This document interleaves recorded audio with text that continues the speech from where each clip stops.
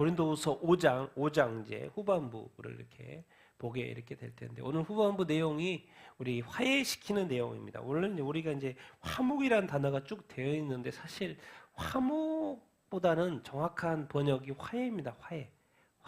그래서 그런 부분들을 우리가 좀 볼 텐데 그래서 저는 번역을 화해시키는 예수 그리스도. 둘 사이니까 둘은 누구겠습니까? 하나님과 인간 사이에 이 관계가 끊어졌지 않습니까? 죄 때문에. 근데 그 둘 사이를 하나님과 인간 사이를 화해시키는 예수 그리스도 이런 제목으로 오늘 말씀을 이렇게 보도록 하겠습니다. 지난번에 5장 전반부는 겉사람, 속사람, 또 이제 잠시 받을 환난, 지극히 크고 영원한 영광에 대해서 잠깐 보이는 것, 영원히 보이지 않는 것, 땅에 우리의 장막집, 하늘의 영원한 집. 그러면서 뭘 이야기했어요? 주를 기쁘시게 하는 자가 되라. 왜 그래요?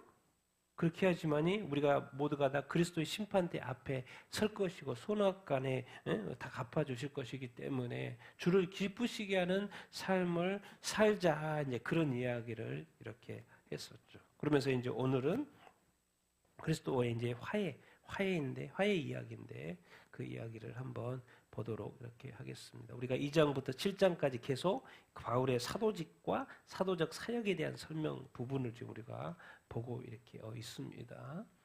자, 오늘 11절부터 12절 같이 읽겠습니다. 시작.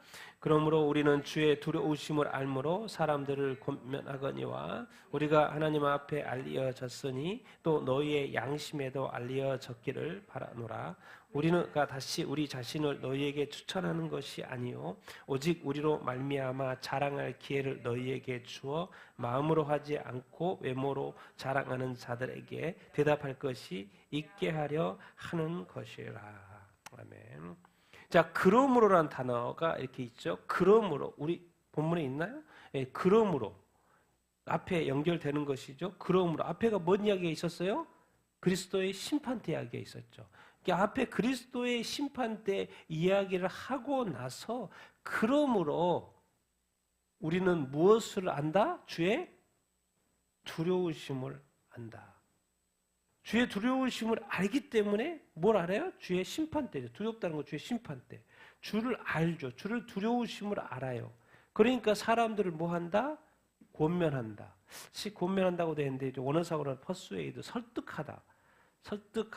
사람들을 권면하거냐 설득한다는 거예요. 우리가 뭘 알기 때문에 주의 두려우심을 알기 때문에 우리가 지금 이 땅에서 이렇게 사람들이 살아가는 것이 아무 주님 믿어도 되고 안 믿어도 되고 뭐 이렇게 막 살아가잖아요. 그게 아니에요. 진짜 주님이 누구이신지를 알면 정말 두렵고 떨림으로 살 수밖에 없죠. 우리 잠언 16장 6절에 이런 표현이 있습니다. 같이 읽어보겠습니다. 시작.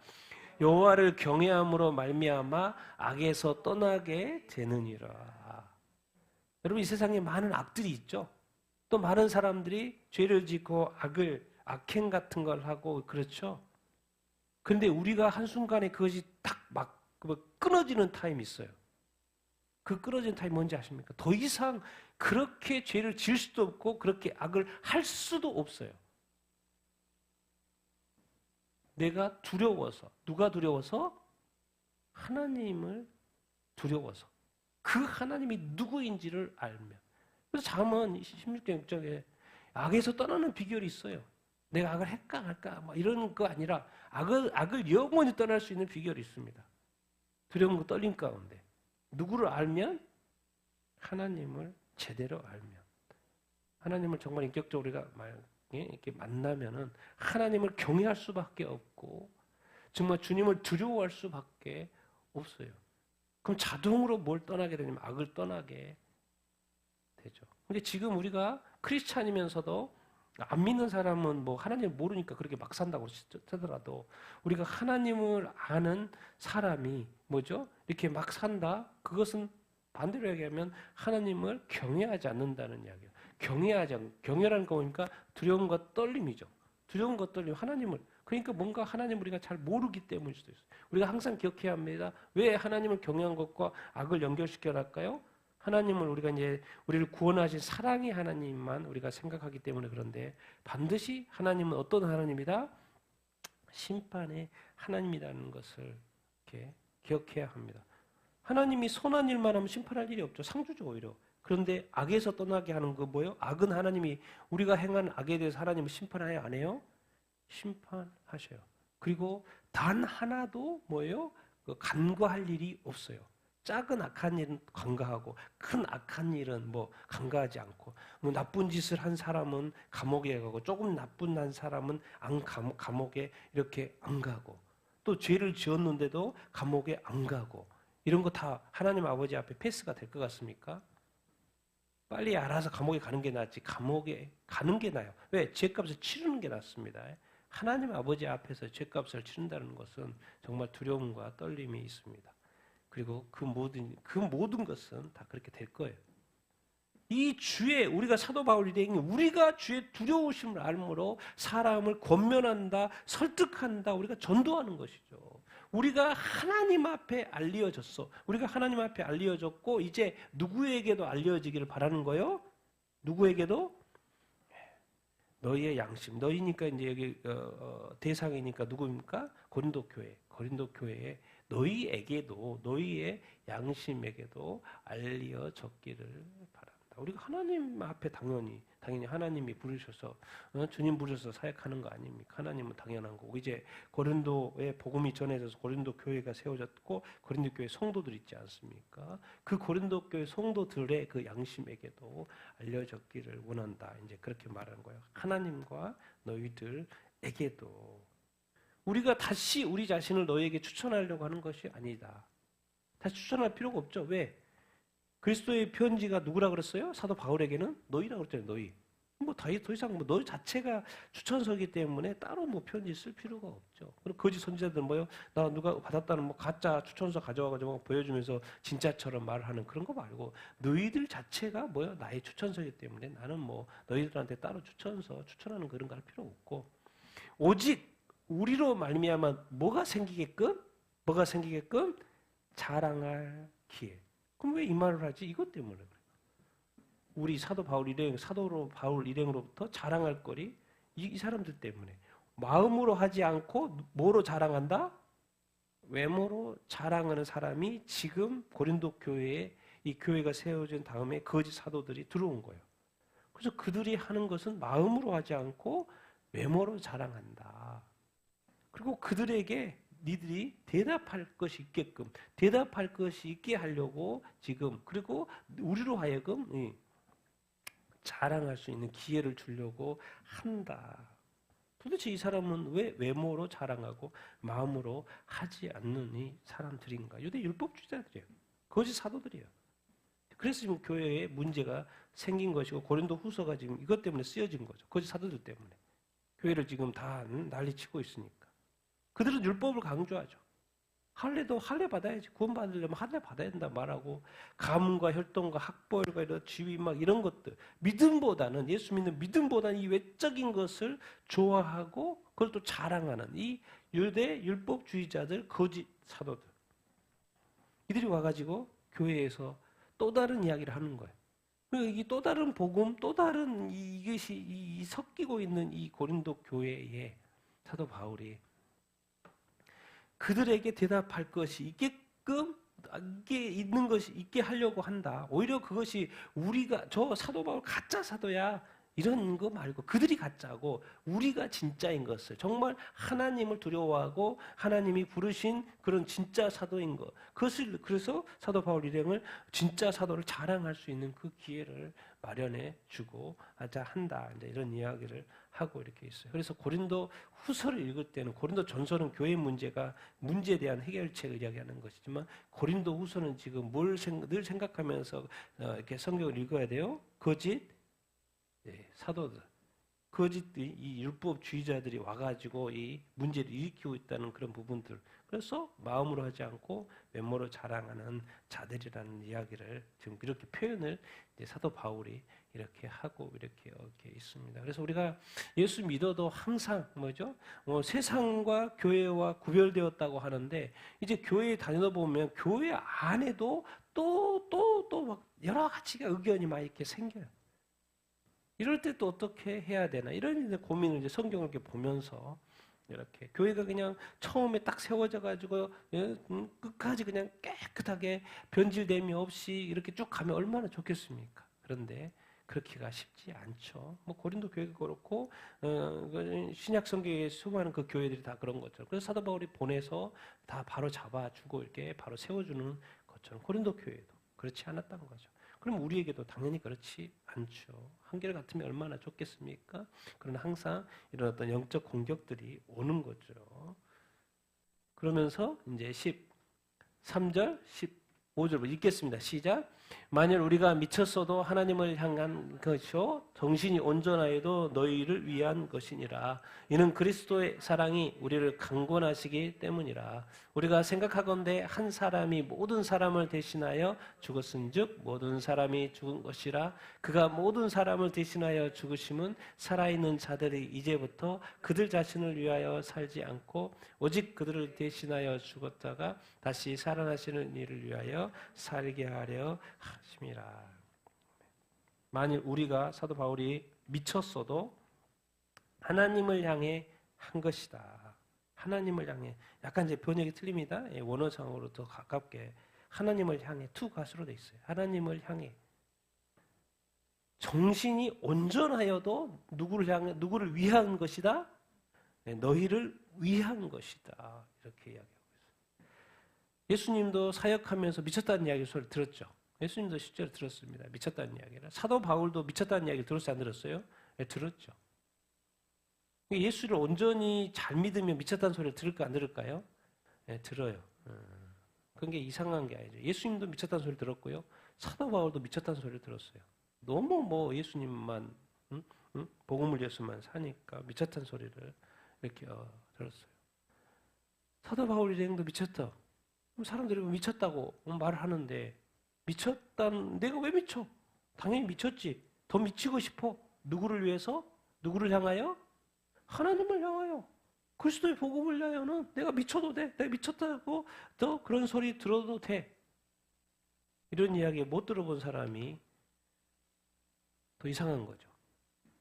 복음을 위하여 살면 살수록 광신 돌아갈 수도 있고 미쳤다고 할 수도 있겠죠. 그렇지만 안 미쳤어도 정신이 온전해 말짱해도 누구를 위해서 다 이렇게 하고 있는 거예요. 지금 사도 바울이 다 너희를 위해서 고린도 교회를 위해서 고린도 교회의 영혼을 위해서. 사도 바울이 왜 도대체 이 사도가 돼가지고 이 사도직을 지금 설명하고 있는데 사도직에 대한 공격이 오니까 사도직이 공격을 받으면 이 복음 전하는 이 복음 자체 내용이 훼손되기 때문에 계속 이 사도직을 지켜야 되고 사도권을 지켜야 되는 거예요. 그래서 계속 설명하는 거예요.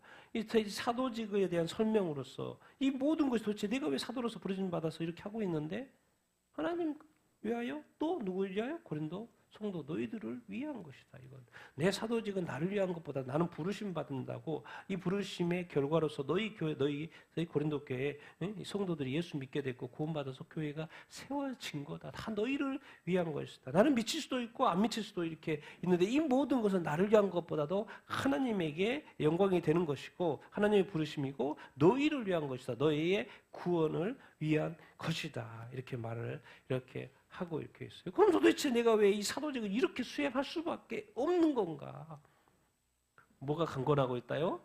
뭐가요? 이는 뭐가? 여기는 우리 거는 이제 개정판 이게 없는데 원어상으로는 있죠. 그래서 연결됩니다. 이는 뭐가?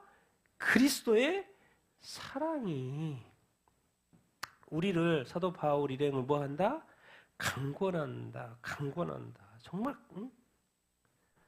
강하게 나를 이렇게 사로잡기 때문에 뭐가 사로잡기 때문에 그런 거예요? 그리스도의 사랑이 그러면서 그리스도의 사랑 또 그 밑에 설명을 하죠. 우리가 생각하건대 한 사람이 모든 사람을 대신하여 죽었은즉 모든 사람이 뭐 한 것이다? 죽은 것이다. 한 사람이 모든 사람을 대신하여 죽었다. 누구 이야기하는 것 같습니까? 누구요? 예수님 이야기하죠. 근데 그 전에는 누구요? 아담, 첫 번째 사람 아담 때문에 뭐가 이 세상에 들어왔어요? 죄가 들어왔어요. 아담이 죄를 지었는데 그 죄가 그 후손에게 뭐가 된 거예요? 전가가 되죠. 그러니까 아담의 자손들은 다 뭐로 태어난 거예요? 죄인으로 태어나죠. 예수, 둘째 아담이 온 거죠. 예수 그리스도가 이 땅에 오셨어요.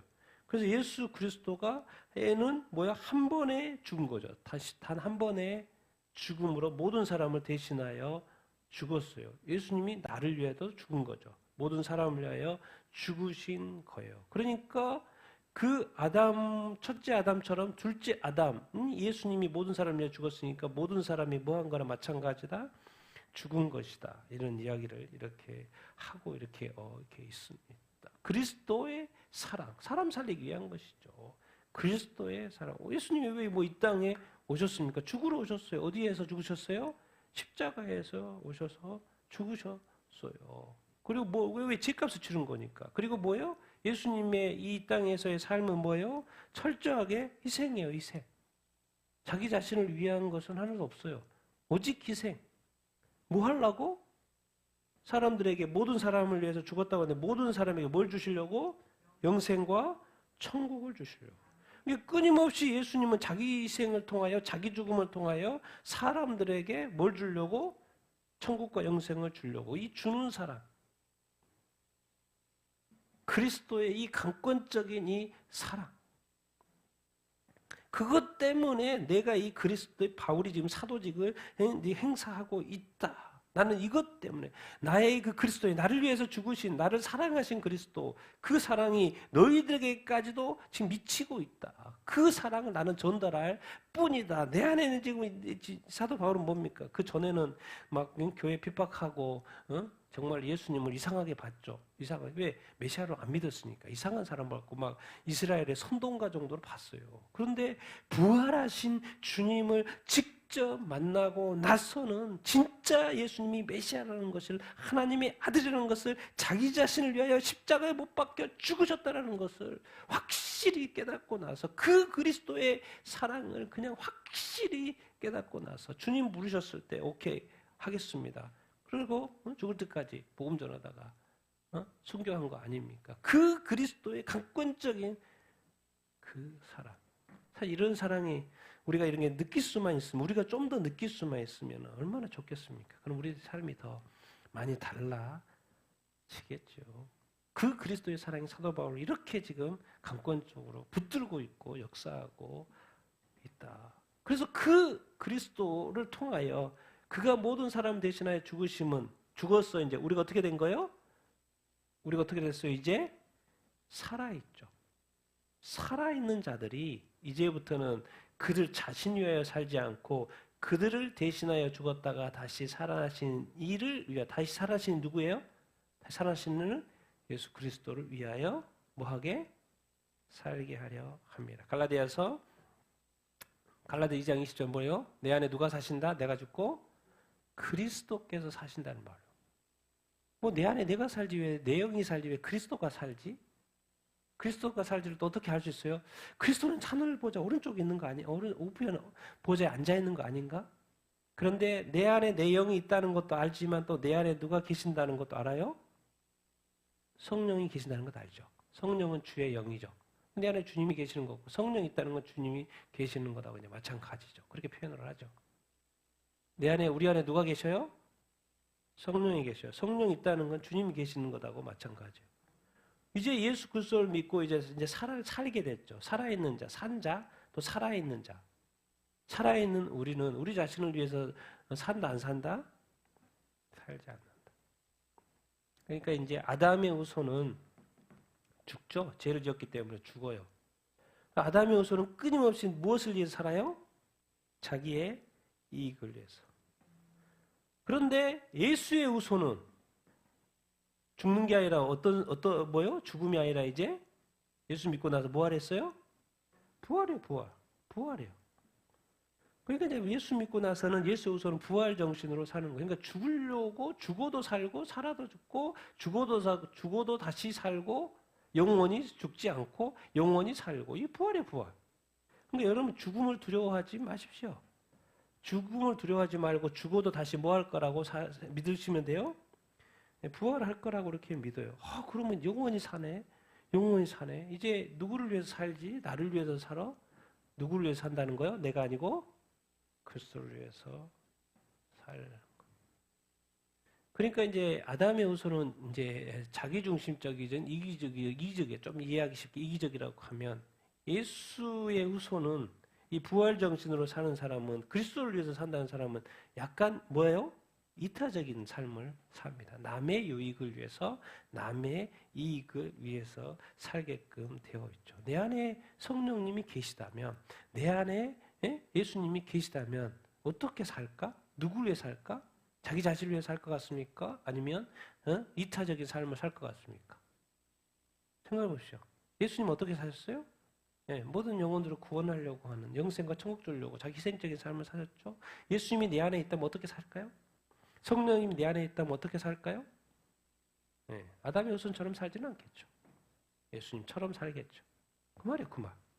그러니까 우리 살아있는 자는 예수 그리스도를 믿고 다시 살아난 자는 자기 자신을 위해서 살지 않고 그들 대신하여 죽었다가 다시 살아나신 부활하신 예수 그리스도를 위하여 살아야 된다 이런 이야기를 하고 있고 고린도 교회도 그렇고 이제 우리 교회 시대에 우리 믿는 우리에게도 그렇죠. 우리가 누구를 위해 살 것인가?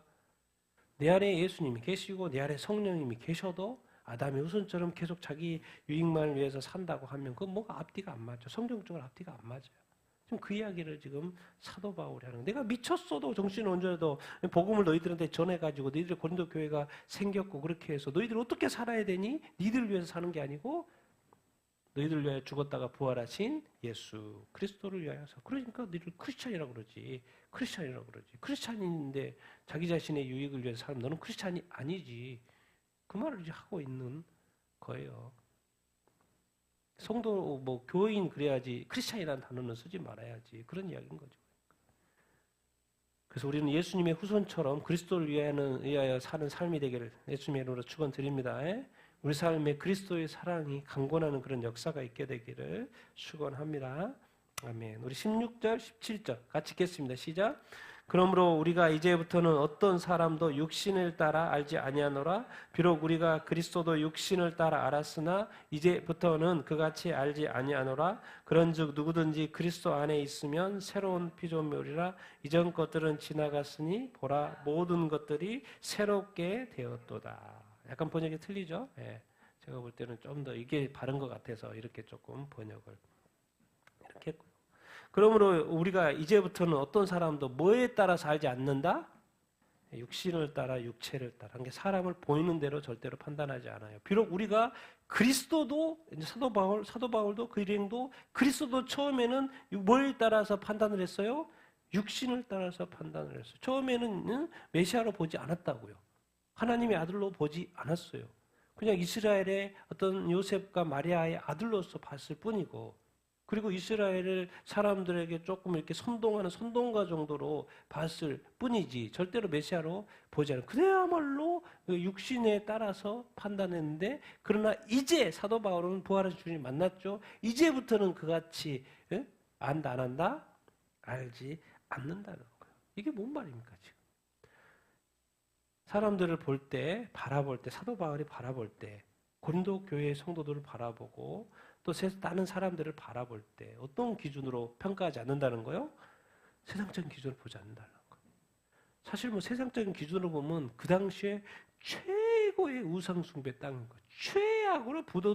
최악으로 부도덕한 땅, 최악으로 우상 숭배가 가득한 땅, 가장 저주스러운 땅, 가장 더러운 땅, 가장 우상 숭배가 많은 땅.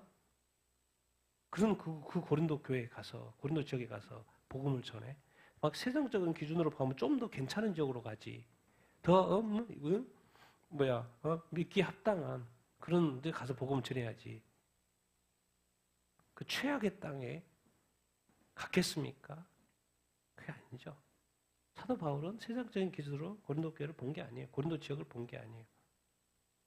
예수 그리스도의 사랑이 강권하다 보니까 그것보다 더 뭐가 더 큰 거예요? 자기 안에 그리스도의 사랑이 더 큰 거예요.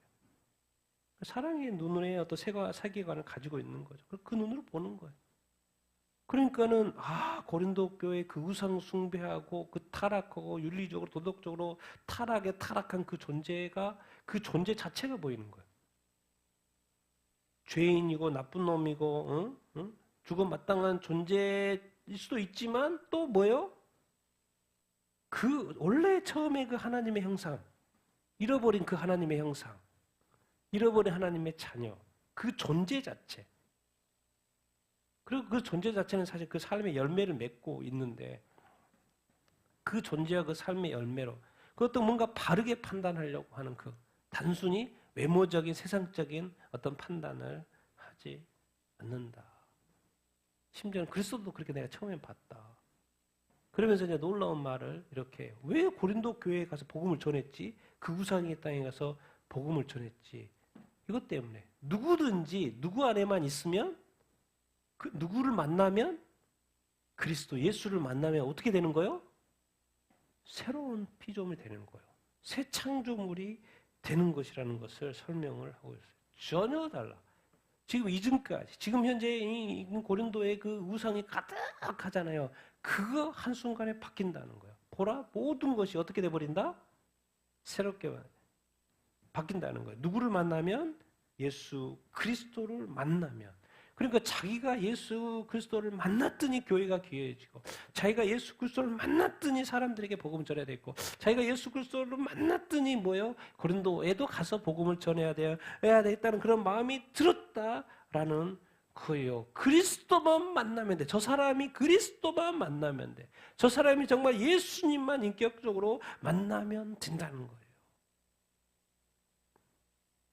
우리가 저 사람을 바라볼 때 정말 이게 그리스도 안에서의 어떤 사람, 정말 새로운 어떤 피조물이 이렇게 되는 거. 참 우리가 이거 바라보는 관점의 문제인데요. 같이 한번 읽어보겠습니다. 시작.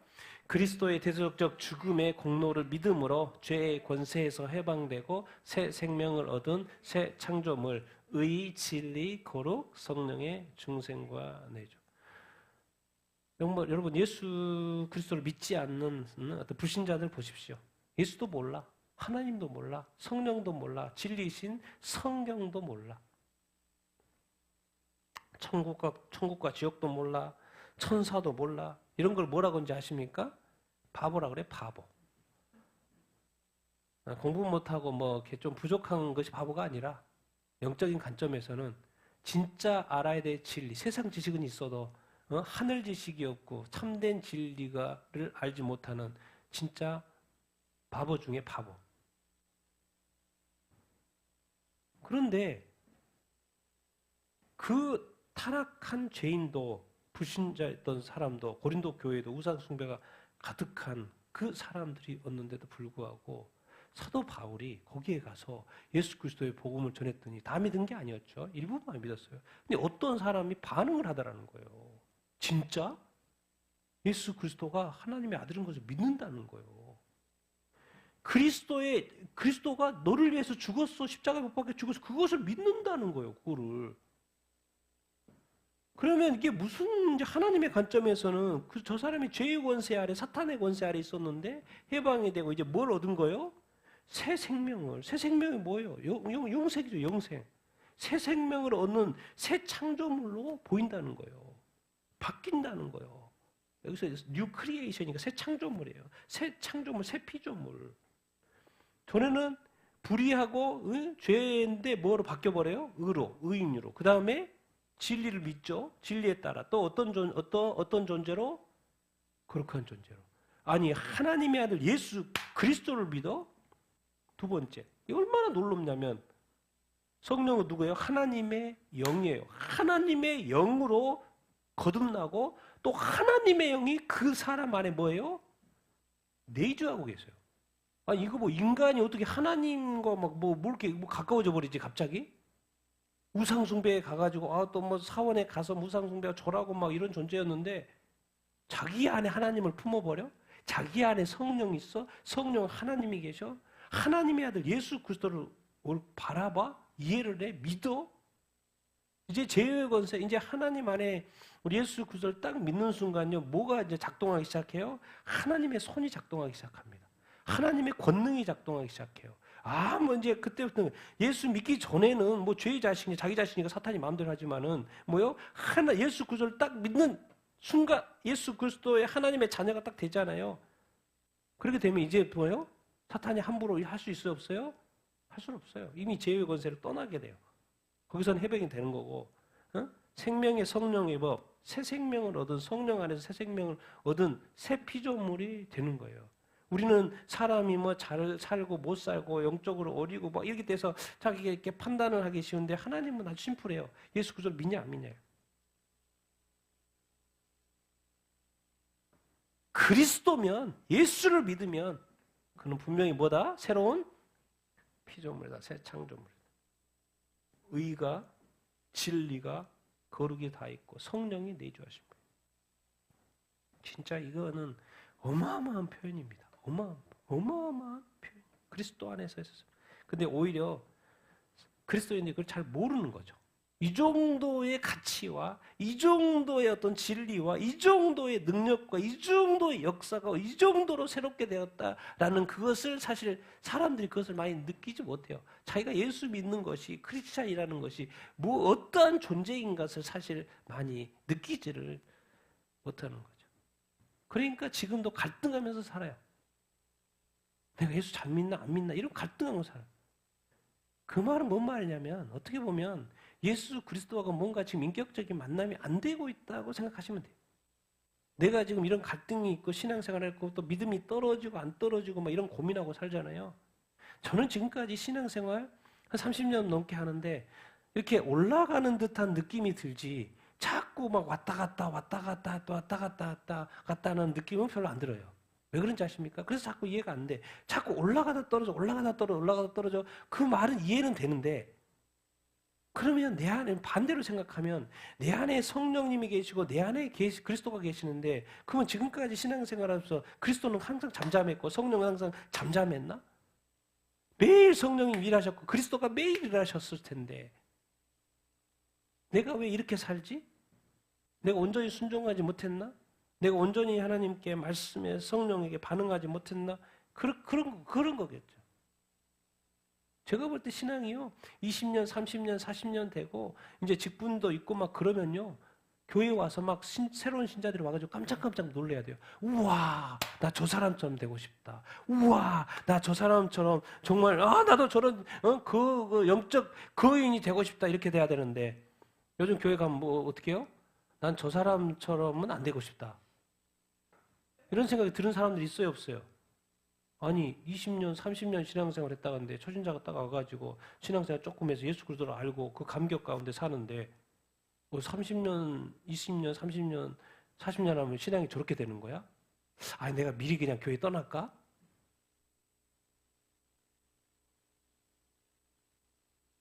정말 우리가 그리스도의 어떤 온전한 회복된 그 영상으로서 정말 주님과 매일 동행하여서 정말 우리가 더 믿음이 성장하고 성숙하고 성장하여서 정말 초신자들이 딱 봤을 때 우와 그리스도의 그 형상 하나님의 자녀로 정말 느껴지고 내가 저 사람을 본받아야 되겠구나. 어차피 막 신앙 그 성경책 위인들 많이 책 읽어도 이게 텍스트로니까 잘 와닿지 않잖아요. 근데 자기가 눈앞에 정말 사도 바울을 보고 베드로를 보고 정말 그 헌신적인 그리스도의 많은 어떤 선교사님도 그렇고 저가 주를 위하여 사는 사람들이 눈앞에 있다고 하면 자기도 당연히 그렇게 살고 싶어하는 마음이 절로 들지 않겠습니까? 그리고 알고 봤더니 제 안에 그 사람 말이에요. 내 안에 그리스도의 사랑이 나를 강권하는도다. 성령이 내 안에 충만히 역사해서 나를 인도하여 나는 순종하며 살고 있다. 이렇게 고백하는 사람.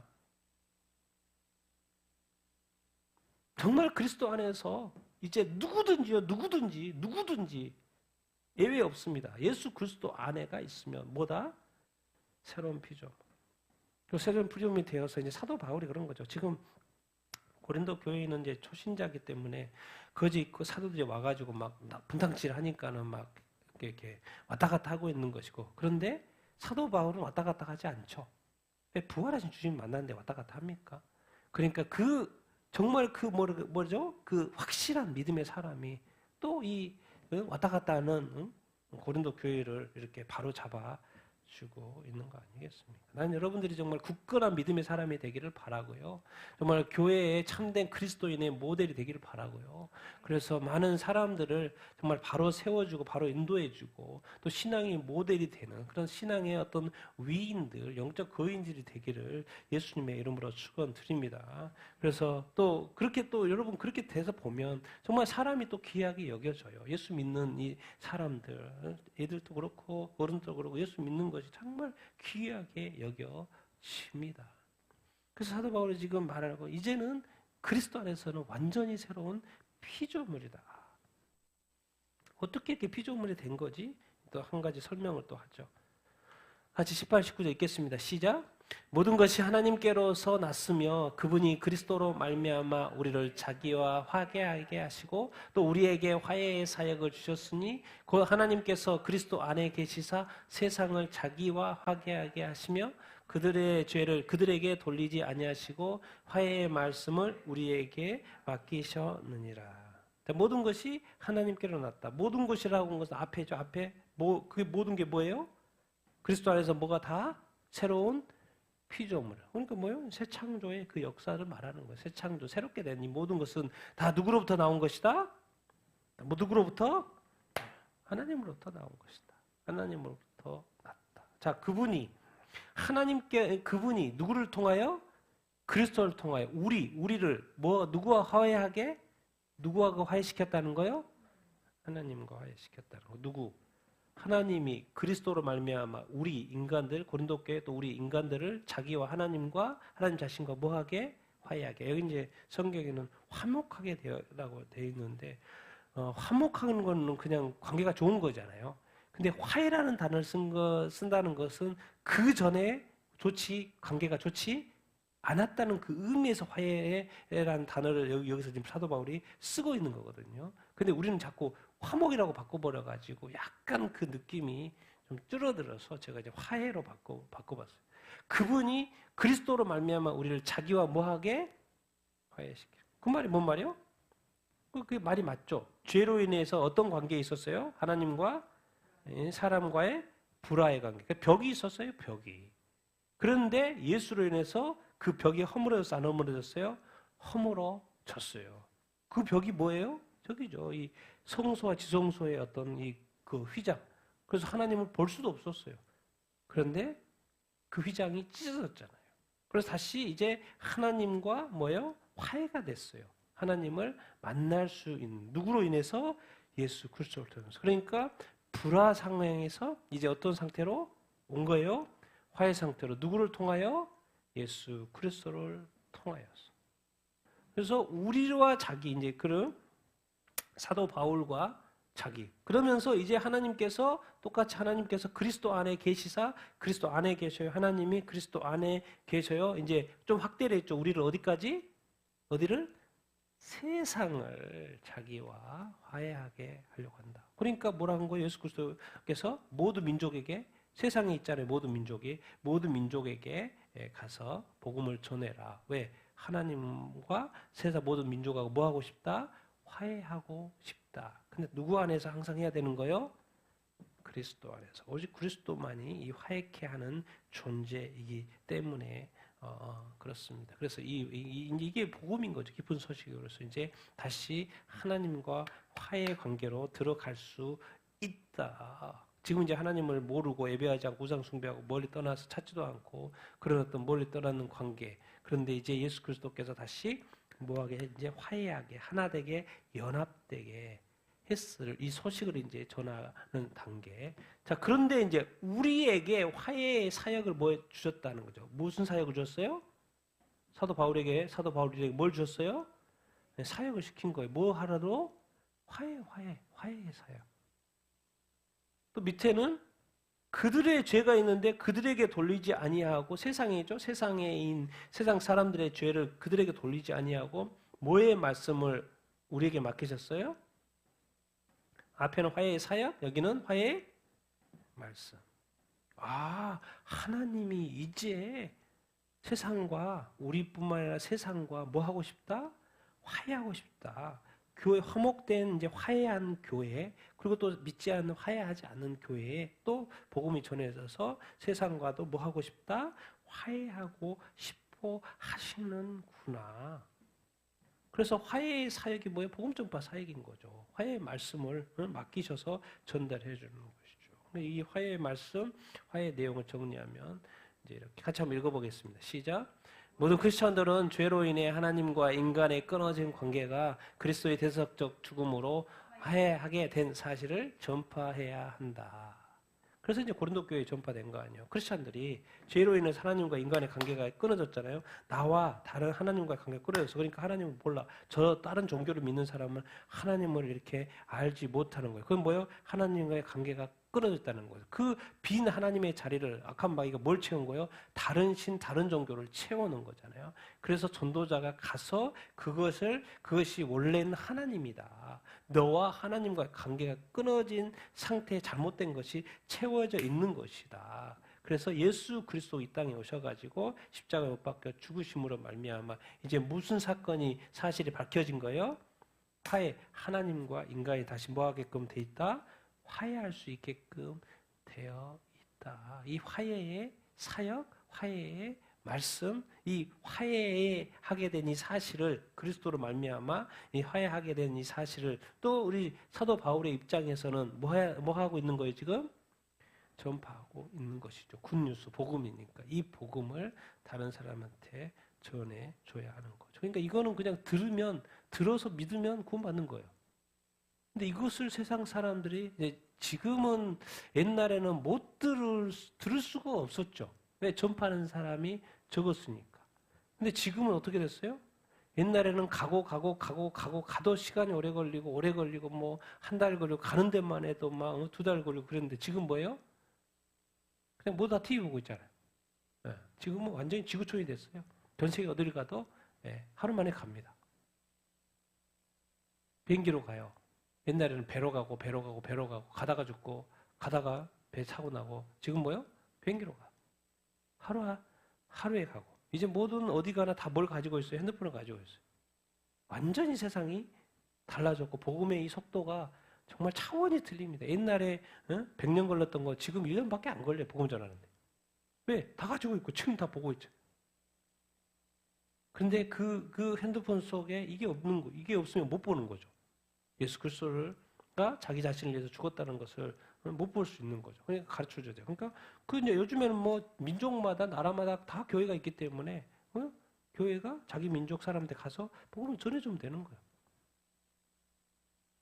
그 전파를 해야 된다. 그 말 이렇게 인 것이죠. 그래서 지금 사도 바울은 지금 그 당시에는 이제 부르심 이방인의 사도로서 부르심 받아서 여기저기 복음 전하고요. 이제 고린도 교회도 화해의 복음을 이렇게 전하는 거죠. 이제 하나님과 성도가 이제 하나 되는 그런 어떤 화해하는 관계의 삶을 살아야 된다. 그런 이야기를 이렇게 하고 나도 그 화해의 사역자로 부름 받아서 화해의 복음을 너희들에게 전했다. 그리고 앞으로도 또 나는 전파해야 한다. 이 세상에 사람과 사이의 어떤 불화도 이렇게 화해로 바꿔야 되겠지만 화해해야 되겠지만은 먼저 가장 우선순위는 누구의 관계? 하나님과 나 자신의 관계가 회복이 돼야죠. 심지어 우리 그리스도인들조차도 하나님과의 관계 회복, 그리스도의 관계 회복을 정말 해야 하는 시대에 살고 이렇게 있습니다. 요즘에 그리스도인들이 너무나도 많고 교회가 너무나도 많고 그런 시대에 그래서 너무나도 이제 흔해진 시대, 교회가 흔해지고 복음이 흔해지고 말씀이 흔해진 시대에 살고 있어요. 특별히 이제 한국은 특히나 기독교 국가들은 기독교 선진 국가들 또 한국 기독교 국가들은 뭐 말씀이 너무 흔해져서 이제 골라보는 시대에 살고 이렇게 있지 않습니까? 그래서 몰라서 이제 예수님을 못 믿었다고 할 사람은 없어요 이제. 그런 시대. 그러나 끝까지 또 이 복음에 전달되는 것은 중요하기 때문에 끝까지. 그래서 사도 바울이 이 화해의 사역 이야기하면서 뭐죠? 이 그리스도의 대사다 이렇게 설명합니다. 20절 21절 읽겠습니다. 시작. 그러므로 우리가 그리스도를 위한 대사가 되어 하나님이 우리를 통하여 너희를 권면하시는 것 같이 우리가 그리스도를 대신하여 간청하노니 너희는 하나님과 화해하라. 하나님이 죄를 알지 못하신 이를 우리를 대신하여 죄를 삼으신 것은 우리로 하여금 그 안에서 하나님의 의가 되게 하려 하심이라. 사도 바울 뭐라 그래요? 화해 사역하는 사람을 우리는 누구를 위한 대사다? 누구를 위한 대사? 엠베서더 그리스도를 위한 대사다. 그러니까 그리스도의 복음을 전하는 거예요. 그리스도의 복음, 그리스도의 십자가의 복음을 전하는 거예요. 사도 바울은 그리스도의 복음을 전하는 거예요. 그런데 그것이 뭐 그냥 새로운 이야기 같은데 들었는데 이상하게 반응하는 사람이 있어요. 반응하는 사람이. 다른 종교를 믿어도 또 무신자여도 이상하게 반응하는 10명에 1명은 반응, 100명에 1명 중에 1명은 반응하더라는 거예요. 우리는 그리스도를 위한 대사가 돼요. 하나님 우리를 통해 너희를 권면하신 것 같이 우리가 그리스도를 대신하여 뭐한다?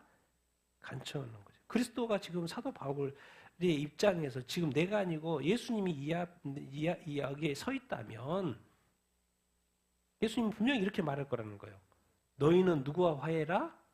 누구와 화해라? 하나님, 창조주 하나님과 화해해라. 옛날에는 하나님이 관가했어. 그런데 2000년 전부터는 뭐 예수 그리스도 오신부터는 뭐요? 관가한 게 없어요. 이제 모두 다 예수 믿어. 모두 다 하나님과의 관계를 회복해야 돼. 그렇게 말하고 있죠. 하나님이 죄를 알지 못하신 예수 그리스도, 하나님의 아들 예수 그리스도를 우리를 대신하여 뭐로 삼으셨어요? 죄로 삼으신 거죠. 우리로 하여금 그 안에서 예수 안에서 뭐가 되게? 뭐가 되게? 하나님의 의가 되게. 하나님은 의 때문에 뭐 하시는 하나님이에요? 심판하시는 하나님이시죠.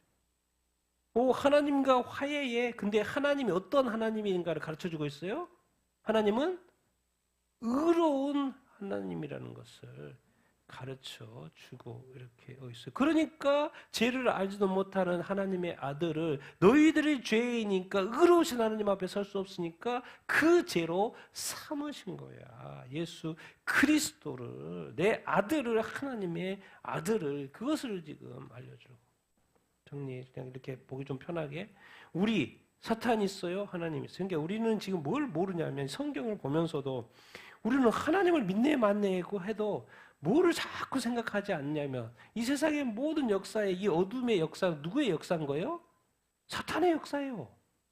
사탄은 알지도 못하고 사탄이 어떻게 역사하는지도 못하고 저게 뭐의 역사인지도 알지 못하고 살아요. 그런데 교회에만 뭐 하면 막 뭐라고 믿음 가지고 막 뭐라 그러고 막 그러고 있어요. 사탄도 알고 하나님도 알아야죠.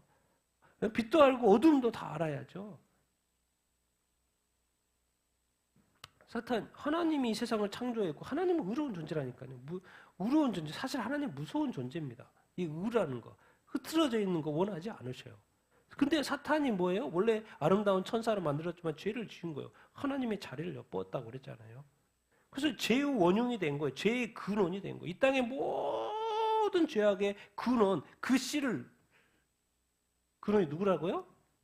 사탄이에요, 사탄. 근데 이 사탄이 처음 인간 아담에게 뭘 또 시험을 해서 테스트? 떠나고 그리고 따먹었는데 따먹지 말라는데 따먹었어요. 사탄은 예수님이 딱 2000년 전에 와서 뭐예요? 심판을 했죠. 그래서 영벌 지옥에 판결이 딱 났어. 사탄에게는 돌이키라는 게 없어요. 우리 독재자들 돌이켜달라고 기도하게 하잖아요. 그래도 예수 믿고 구원받게 해주십시오. 근데 어떤 사람은 이미 넘어간 존재들이 있어요. 그 기도가 안 통하는 존재들이 있어요. 사탄이 구원받게 해주십시오. 그 기도는 이미 통하지가 않아요. 왜? 2000년 전에 이미 판결이 났기 때문에. 주님이 이미 판결을 내렸어요. 그렇기 때문에 사탄이 구원받기를, 왜? 처음엔 천사였으니까. 구원받을 일은 없어요. 이런 것도 구분하면서 해야 됩니다. 영벌 지옥이 끝났어요. 결론이 끝났어요. 그런데 이 타락한 죄인된 우리 인간들을 위해서는 누구를 보내셨어요? 예수 그리스도. 그래서 이 죄를 예수 그리스도가 집값을 치르네. 그래서 죽으시네. 그것을 우리로 믿으래. 그런데 우리가 믿으면 뭐가 되는 거예요? 뭐가 회복이 돼요? 우리 안에 죄가 뭐가 회복이 돼요? 의가 회복이 되는 거예요. 그걸 칭의라 그러죠.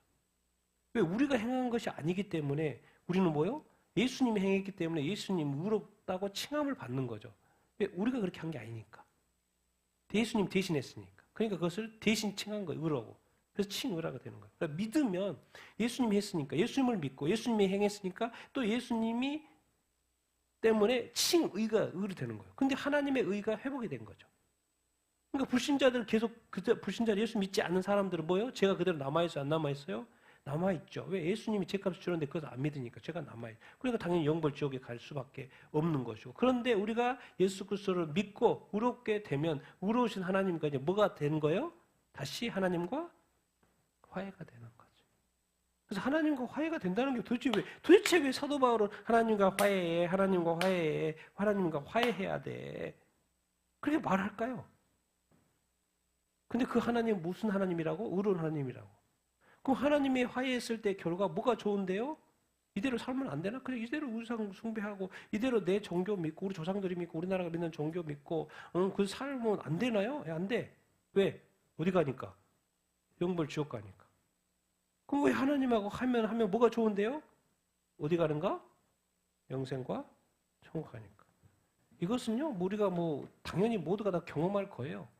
가만히 있어도. 내가 안 믿어도 경험하고, 믿어도 경험하고. 이 세상에 존재했던 모든 사람은. 왜? 모든 사람이 이 세상을 어차피 하나님이 만드셨고, 하나님의 심판대 앞에 서기 때문에 모두가 다 믿든 안 믿든 하나님의 심판대 앞에 서는 것이죠. 그런데 천국과 지옥이 있다는 것을 예수 그리스도를 통해서 예수님이 이 땅에 와서 사고문서에 제일 많이 한 이야기가 천국과 지옥 이야기예요.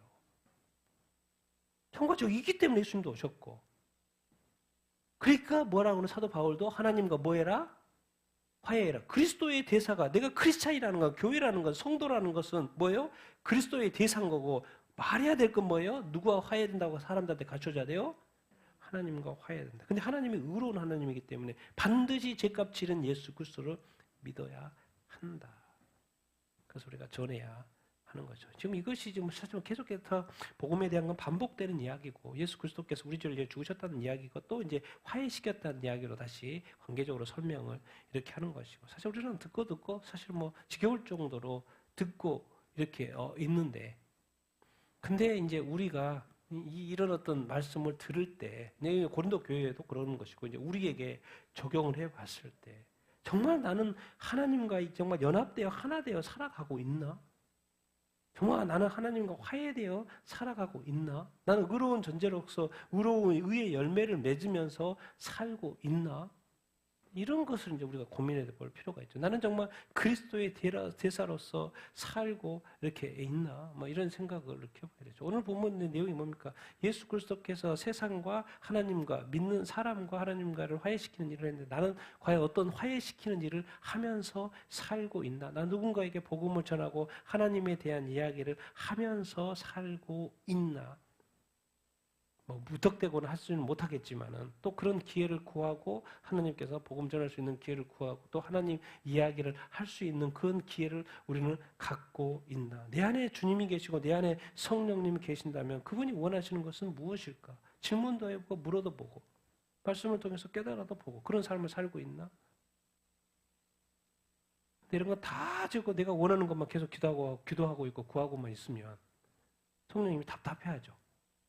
성령의 소리를 들어야 되는데 성령의 소리는 듣지 않고 끊임없이 자기가 원하는 것만 주님한테 구하고 하고 있으면 답답하죠. 때로는 잠잠하십시오. 말씀하십시오. 내가 듣겠습니다. 그럼 뭐라고 하실까? 뭐라고 하실까? 나를 인도하여 주시옵소서. 정말 여러분들이 정말 하나님의 소리를 듣게 되기를 바라고요. 성령의 소리를 듣게 되기를 바라고, 또 순종하는 여러분들 다 되기를 예수님의 이름으로 축원드립니다. 예수님께서 이렇게 화해시켜서 구원하시는 것은 이 구원만큼 중요한 것이 없기 때문에 죽을 때까지 우리가 노력해야 될 것은 누군가의 구원입니다. 우리 구원도 잘 지켜야 되겠고, 다른 사람 예수 믿지 않는 사람들 지옥 가지 않도록 그에게 복음의 기회를 가질 수 있도록 계속해서 우리가 노력하고 애써야 될 줄로 이렇게 믿습니다. 여러분도 예수님이 그러셨던 것처럼, 이제 사도 바울이 그랬던 것처럼 이 시대에 우리도 그리스도의 대사가 되어서 누군가가 하나님과 이렇게 화해할 수 있는 그런 어떤 복음을 전해주는 삶을 살게 되기를 예수님의 이름으로 축원드립니다.